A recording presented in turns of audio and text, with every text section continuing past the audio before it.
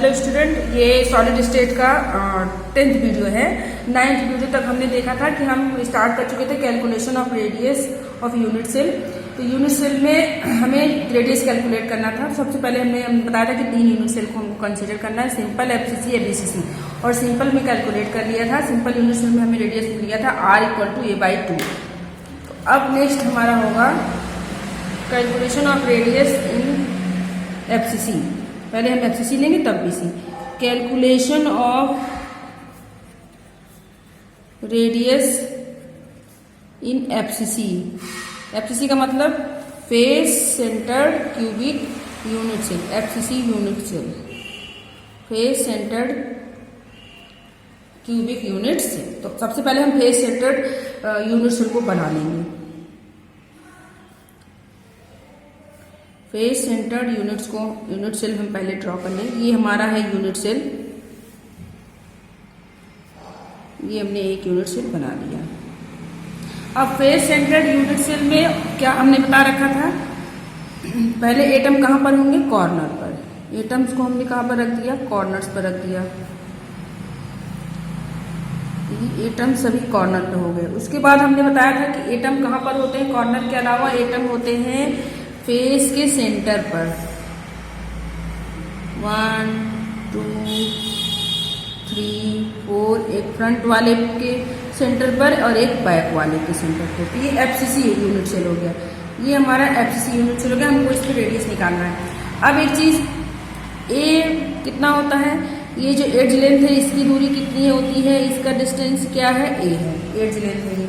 उसके बाद चूंकि एफसीसी है, तो एफसीसी है तो हम एक फेस को कंसीडर करेंगे। सिंपल यूनिट सेल था तो हमारे एज से ही काम चला जा रहा था, एज लेंथ को ही लेकर के कर ले रहे थे। लेकिन यहाँ पर चूंकि हमारा यूनिट सेल क्या है, एफसीसी है, तो हम क्या करेंगे कि एड्स के अलावा हम फेस को भी कंसीडर करेंगे। फेस पे देखेंगे कि फेस पे जो हमारा सेंटर पे एटम रखा हुआ है उसको कंसीडर करेंगे कि उसको लेकर के इसका रेडियस कितना आएगा। तो फेस सेंटर को, तो इसको हम मिला देते हैं ऐसे, ये मिला देते हैं। तो ये हो गया हमारा ए, इसको मान लिया हमने ए, और ये हो गया बी, और ये हमारा सी, ए बी सी, ये हो गया। अब देखिए सबसे पहले ए की वैल्यू निकालनी। क्यों? क्योंकि ए बी बराबर ए, बी सी बराबर ए, और इसको डी ले लेते हैं तो ए डी बराबर ए। कहने का मतलब ए भी आपका ए है, ए भी ए है, सारे के सारे ए है, इधर ए है। लेकिन ये जो बीच का है ए सी हमको नहीं पता है।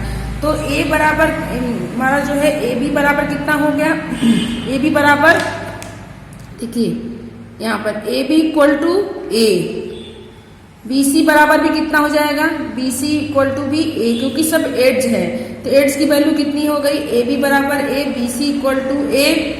इधर अगर डी लेते हैं तो ए डी बराबर भी है, फिलहाल हमें इसी से मतलब है। और ए सी बराबर कितना होगा ये हमको देखना, हमें ए सी की वैल्यू निकालनी है कि ए सी कितना होगा। तो ए सी पहले हमको फाइंड आउट करना है, तब हम जा करके रेडियस निकालेंगे। तो ए सी निकालने के लिए सबसे पहले एक चीज, दूसरा डायग्राम बनाएंगे यहीं पर। सी के बगल में हम दूसरा डायग्राम बना लेते हैं,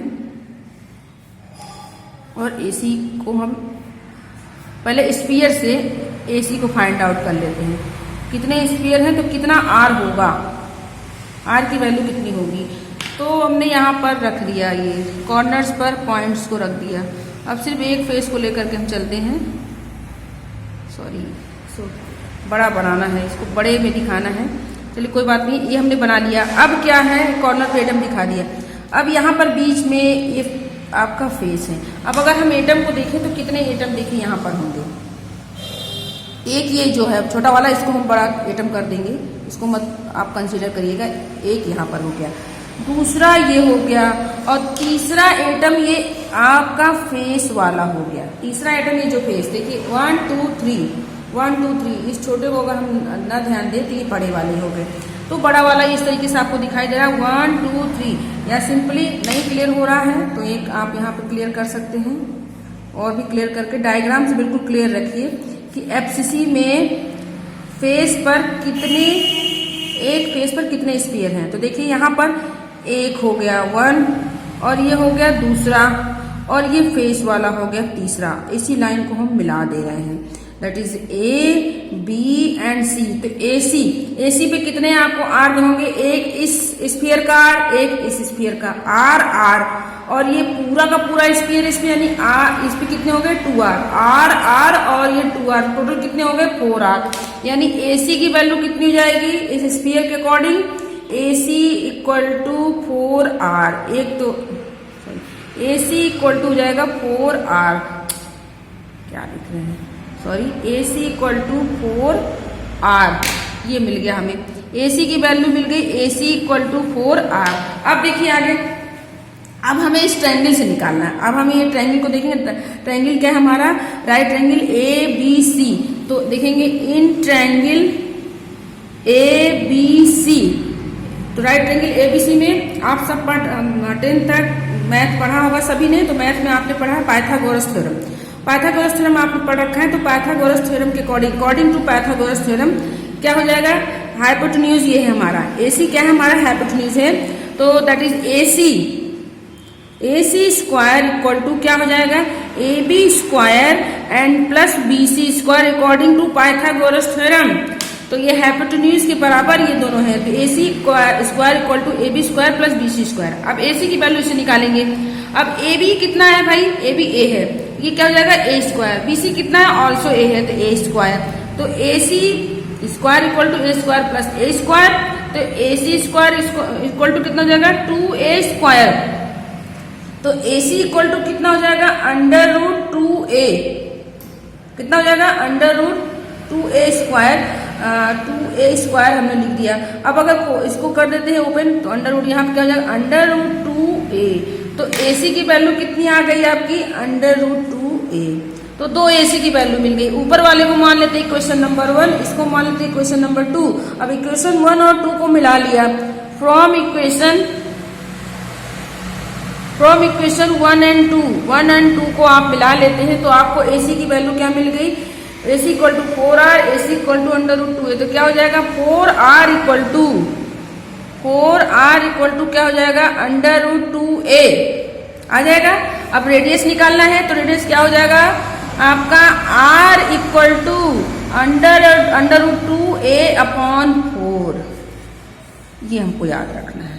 देखिए सिंपल सा आपको याद रखना है, R equal to under root 2A upon 4, ये किसका होगा रेडियस FCC में।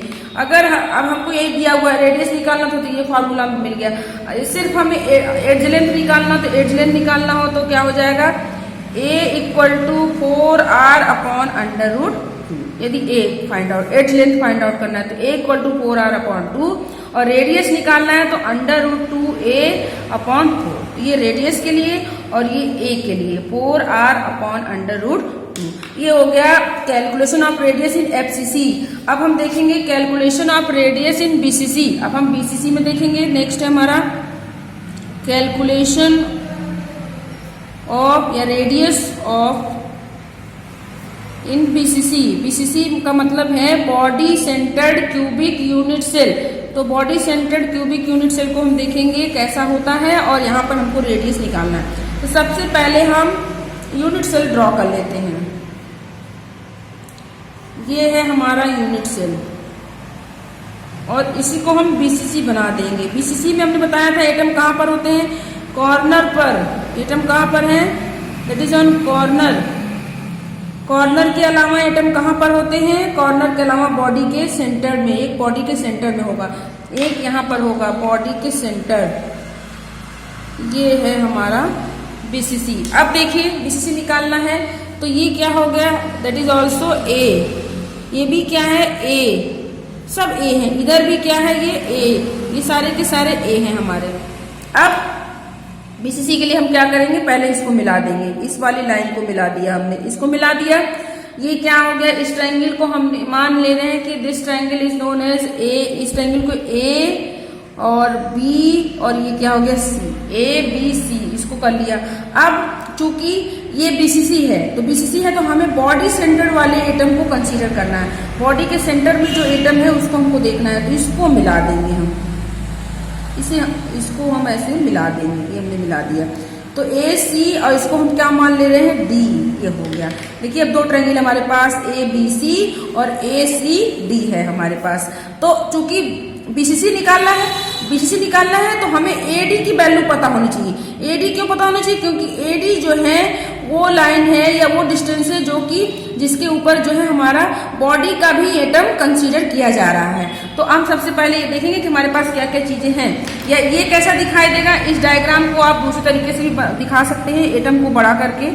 तो वो देखिए कैसे होगा, इसको आप देख लें एक बार। इसका दूसरा डायग्राम कैसा दिखाई देगा, सिंपल सा हम बना देंगे इसके डायग्राम को। तो देखिए यहाँ पर ये एक एटम मान लिया हमने, पहले तो हम मिला देते हैं इसको। ये अब क्या है, एक एटम आपका यहाँ पर हो गया, दूसरा एटम यहाँ बॉडी के सेंटर में, तीसरा एटम आपका यहाँ पर हो गया। 3 एटम आपके हो गई है। और इसको मान लिया ए, दैट इज बी, यहाँ पर छोटा सा एटम रख दिया। और ये क्या हो गया, सी। उसके बाद आपका ये हो गया डी, ये क्या है आपका डी हो गया, इसको हमने मान लिया। ये आपकी वैल्यू क्या थी, ए है। ये वाली वैल्यू भी क्या है, ए भी ए है, सब ए है यहाँ पर। अब देखिए क्या ए नहीं है, वो देखेंगे हम।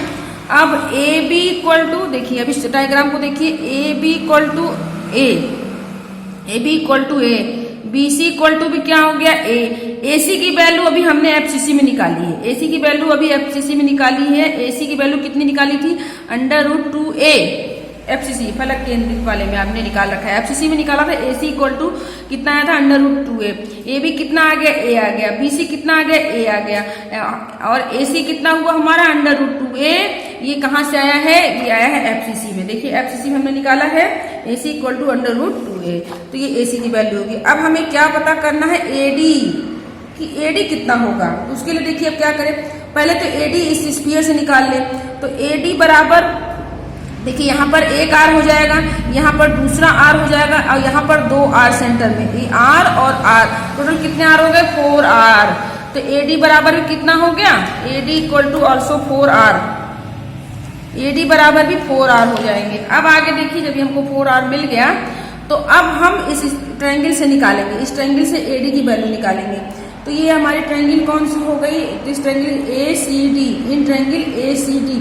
तो पहले ए बी सी हमको निकालने की जरूरत नहीं है, क्योंकि ए सी की वैल्यू हमारी पहले से ही पता है, एफसीसी भी हमने बताया। तो इन ट्रायंगल ए सी डी, तो ए सी डी में फिर पाइथागोरस थ्योरम के अनुसार देखेंगे। तो पाइथागोरस थ्योरम के अनुसार क्या हो जाएगा, A D square equal to A C square and plus C D square. Clear, A D hypotenuse हो गया, तो A D square equal to A C square plus C D square. अब देखिए A D square equal to A C square की value कितनी बताई हमने, that is √2a। क्या है हमारे पास, √2a का स्क्वायर प्लस, और हमारे पास क्या हो गया सी डी की वैल्यू क्या बताइए, a स्क्वायर। अब इसका √2, इसका ये पूरा हटा दे तो ये क्या हो जाएगा 2a, यानी A D square equal to कितना हो गया, दैट इज 3a स्क्वायर। कितना हो जाएगा 3a, क्योंकि √2 से हो जाएगा 2 और ये a स्क्वायर हो जाएगा। तो ये हो गया 2a स्क्वायर और ये स्क्वायर कितना हो गया 3a स्क्वायर। तो AD बराबर कितना हो जाएगा, तो AD बराबर हो जाएगा √3a स्क्वायर। तो ये हमको मिल गया AD की वैल्यू। ये किसकी वैल्यू हो गई, AD की वैल्यू हो गई, AD equal to √3a square. अब ये इक्वेशन नंबर 1 और इसको मान लिया इक्वेशन नंबर 2। तो अब equation from equation 1 and 2, equation 1 और 2 को मिला देंगे तो क्या मिल जाएगा, 4r equal to, sorry square नहीं, स्क्वायर हट जाएगा, √ लिया था तो ये a स्क्वायर नहीं, √3a हो जाएगा। जब हम स्क्वायर यहाँ पे √ लेंगे तो यहाँ पर √3a हो जाएगा। तो ये क्या मिल गया, √3a यहाँ पर। अब क्या हो गया, r इक्वल टू क्या हो जाएगा, r equal to √3a upon 4, √3a/4 आ जाएगा। तो ये हो गया रेडियस की वैल्यू किसकी, BCC, r equal to √3a, BCC के लिए रेडियस हो गया। और a की वैल्यू निकालनी हो तो a इक्वल टू क्या हो जाएगा, देखिए a बराबर हो जाएगा आपका 4r/√3, ये हो गया ए की वैल्यू। ये ए की वैल्यू, ए क्या है एज लेंथ है, आर क्या है रेडियस। तो हमें कुल मिलाकर के तीन ही चीज याद रखनी है, हमें कैलकुलेशन से मतलब नहीं है, हमें तीन चीज याद रखनी है। यहाँ पर हम टेबल बना लेंगे। पहले क्या हो जाएगा, यूनिट सेल, पहला कॉलम यूनिट सेल का, और दूसरा कॉलम क्या हो जाएगा रेडियस का, दूसरा कॉलम हो गया रेडियस का। कौन सा यूनिट सेल होगा तो क्या रेडियस होगा। तो पहला यूनिट सेल ले लिया हमने सिंपल, इस टेबल को याद रख लेंगे। कहने का मतलब हमें फॉर्मूला याद रखना है, सब कुछ ना याद रहे चलेगा लेकिन फॉर्मूला याद रखना है। सिंपल यूनिट सेल, यदि हमारा यूनिट सेल सिंपल है तो सिंपल यूनिट सेल के रेडियस हमने क्या बताया था, आर, यहाँ पर आर इक्वल टू क्या बताया था, a/2, बस ये याद रखना है। दूसरा है एफसीसी, यदि एफसीसी यूनिट सेल है, एफसीसी यूनिट सेल है तो एफसीसी के लिए क्या हो जाएगा, R equal to √2a/4, √2a/4, ये हमने बताया था आपको। उसके बाद जो है तीसरा बीसीसी, बीसीसी भी बताया। बीसीसी के लिए हमने क्या बताया, R इक्वल टू √3a/4, ये हो जाएगा बीसीसी के लिए √3a/4। तो सिर्फ इस टेबल से आपका काम चल जाएगा। Simple unit cell a/2, FCC √2a/4 और BCC R equal to √3a/4, ये हमको मिल जाएगा। तो यहीं पर हमारा ये रेडियस वाला टॉपिक कंप्लीट हो जाता है कि एफसीसी का रेडियस कितना होगा, सिंपल यूनिट सेल का कितना होगा और बीसीसी का कितना होगा। नेक्स्ट टॉपिक है हमारा, नेक्स्ट हम स्टार्ट करेंगे पैकिंग इन सॉलिड। नेक्स्ट है हमारा पैकिंग इन सॉलिड। अब हम सॉलिड की पैकिंग करेंगे, सॉलिड्स की पैकिंग करेंगे। अब तक हमने रेडियस देखा, अब हम देखेंगे सॉलिड की, मतलब हम सॉलिड को बनाएंगे और सॉलिड को किस एटम से बनाएंगे। सॉलिड को बनाने के लिए हम लेंगे स्फीयर को लेंगे। तो सॉलिड में किस तरह की पैकिंग होती है या सॉलिड में एटम किस तरीके के रखे जाएं, और एटम्स का जब अरेंजमेंट होता है तो क्या उनके बीच में गैप होता है, और गैप है या नहीं है, या कितने परसेंटेज है, ये सारी चीजें हमको यहाँ डिस्कस करनी है। तो फर्स्ट टॉपिक हमारा पैकिंग इन सॉलिड। तो सॉलिड की पैकिंग करनी है, और पैकिंग इसमें करना तो इसको पहले हम देखेंगे 1 डायमेंशन, 2 डायमेंशन, 3 डायमेंशन देखेंगे। कैसे, क्यों 1 डायमेंशन 2 डायमेंशन, क्योंकि देखिए ये हमारा स्ट्रक्चर फाइनली कैसा आता है, 3D आता है। सिर्फ एक लाइन होगी तो ये एक लाइन तो 1 डायमेंशन, ऐसे ले लिया 2 डायमेंशन, ये हो गया 3 डायमेंशनल। कहने का मतलब ये x, y और z। तो सबसे पहले 1 डायमेंशन, तो पैकिंग इन सॉलिड सबसे पहले 1 dimension packing, 1 dimension packing in solid. तो 1 डायमेंशन पैकिंग करनी है सॉलिड में। 1 डायमेंशन का मतलब सिर्फ एक लाइन, एक रो में। एटम कहाँ पे रखे जाएंगे, atom arrange in a row. Atoms में हम क्या ले रहे हैं, स्फीयर को ले रहे हैं, स्फीयर को कंसीडर कर रहे हैं, गोले एटम को। Atoms are arranged in a रो, सिर्फ रो में हम रखेंगे। एटम को किस में रखेंगे, रो में रखेंगे। अब हम एटम को रखते हैं, देखिए 1 डायमेंशन पैकिंग कैसे दिखाई देती है आपकी। ये हमने एटम रख दिए, ये देखिए ये एटम ऐसे रखते जा रहे हैं, सिर्फ एक लाइन बनाया हमने, इस तरीके से एक लाइन बनाया। ये क्या कहलाएगा, 1 डायमेंशनल। ये किस तरह की पैकिंग है, 1 डायमेंशनल पैकिंग है, क्योंकि देखिए एक लाइन बन रही है। अगर अभी हम ड्रॉ करेंगे ये क्या हो जाएगी, एक्स एक्सिस। ये देखिए ये क्या हो गई, एक्स एक्सिस। केवल हमारा जो है एटम किसके अराउंड रखा गया, एक्स एक्सिस के अराउंड रखा गया। अब एक चीज हमको देखना है, अब देखेंगे कि 1 डायमेंशनल पैकिंग हो रही है सॉलिड में, या सॉलिड में अगर 1 डायमेंशनल टाइप की पैकिंग है तो कोऑर्डिनेशन नंबर कितना होगा। 1 डायमेंशनल पैकिंग में कोऑर्डिनेशन नंबर कितना होगा, तो उसके पहले हम देखेंगे कोऑर्डिनेशन नंबर होता क्या है। कोऑर्डिनेशन नंबर क्या है यहाँ पर, कोऑर्डिनेशन नंबर कितना होगा। तो कोऑर्डिनेशन नंबर क्या बताता है, कोऑर्डिनेशन नंबर ये बताता है कि 1 डायमेंशनल पैकिंग या किसी भी 1 डायमेंशन, 2 डायमेंशन या 3 डायमेंशन जो भी पैकिंग है, तो जो भी पैकिंग हो रही है उसमें जो सेंटर का एटम है वो कितने और एटम से टच हो रहा है, मतलब जो एक एटम है वो कितने और एटम से डायरेक्टली टच हो रहा है। तो number of atoms around central atom, कहने का मतलब सेंट्रल एटम से कितने एटम आपस में टच हो रहे हैं, या एक बीच के एटम, जैसे हमने इस एटम को लिया कितने एटम से टच हो रहा है, 2 से, इसको लिए ये भी 2 से, डायरेक्टली कितने एटम के कांटेक्ट में है, 2 एटम के कांटेक्ट में है। तो जब एक एटम 2 एटम के कांटेक्ट में है, कहने का मतलब ये है कि सेंटर के एटम से उसके आसपास जितने एटम उसके संपर्क में है, उससे टच हो रहे हैं, वो उसका क्या हो जाएगा, कोऑर्डिनेशन नंबर। हमने मान लिया कि हमारा सेंट्रल एटम हो गया, इसको हमने मान लिया कि हमारा सेंट्रल एटम है। तो देखिए अब इस एटम से कितने एटम टच हो रहे हैं डायरेक्टली, एक ये है और एक ये 2, 1 2, ये इससे टच है, इससे टच में नहीं है। अगर इसको सेंटर मानेंगे तब इसको 1 और 2 मानेंगे, इसको सेंटर माना है तो 1 2, ये वाला एटम इससे टच है। हमको नहीं देखना है उस जिस एटम को हमने सेंटर माना है या जिस एटम को हमने कंसीडर किया वो कितने से टच है, वही उसका कोऑर्डिनेशन नंबर। मतलब मेन एटम या सेंटर एटम के इर्द गिर्द जितने एटम उससे टच होंगे वो उसका कोऑर्डिनेशन नंबर कहलाता है। तो 1 डायमेंशनल पैकिंग इन सॉलिड में कितना कोऑर्डिनेशन नंबर होगा, दैट इज कोऑर्डिनेशन नंबर क्या हो जाएगा यहाँ पर 2। इसका कोऑर्डिनेशन नंबर कितना हो गया 2 कोऑर्डिनेशन नंबर। क्यों 2 कोऑर्डिनेशन नंबर, क्योंकि सेंट्रल एटम से कितने एटम टच हो रहे हैं, 2 एटम्स जो है अटैच टू सेंट्रल एटम। तो यहां पर सिंपली आप लिख सकते हैं कि 2 एटम्स आर डायरेक्टली